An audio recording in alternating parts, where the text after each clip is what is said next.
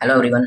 मैं आप लोगों के साथ आज एक इम्पॉर्टेंट इन्फॉर्मेशन शेयर करने जा रहा हूं, जो कि मुझे लगा कि आप लोगों को बताना चाहिए, शेयर करना चाहिए।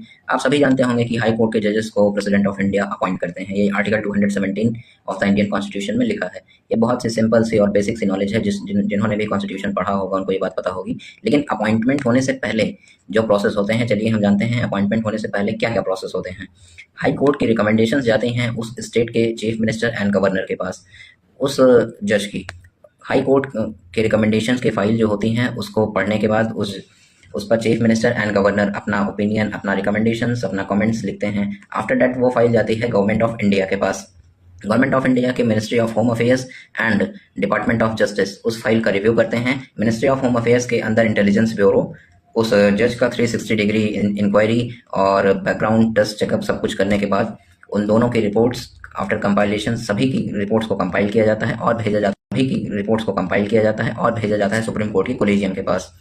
सुप्रीम कोर्ट की कोलिजियम में chief justice of India and two senior most जजेस ऑफ द सुप्रीम कोर्ट रहते हैं ड्यूरिंग द हाई कोर्ट जजेस के अपॉइंटमेंट्स में। तो उस पूरे डिस्कशंस के बाद सुप्रीम कोर्ट के जजेस उसके बारे में पूरा डिस्कशंस करेंगे। अगर इंटेलिजेंस ब्यूरो की अपोजिट रिपोर्ट है या गवर्नमेंट ऑफ इंडिया को अपोजिट रिपोर्ट है, तो आफ्टर डिस्कशन के बाद सुप्रीम कोर्ट का कोलिजियम गवर्नमेंट ऑफ इंडिया के पास उस फाइल को वापस भेजेगा।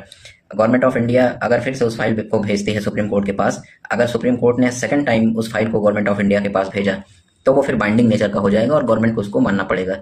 एंड फाइनली उस रिपोर्ट को भेजने के बाद वो फाइनली रिपोर्ट जाएगी प्रेसिडेंट ऑफ इंडिया के पास, finally for the appointment of the जज। Thank you.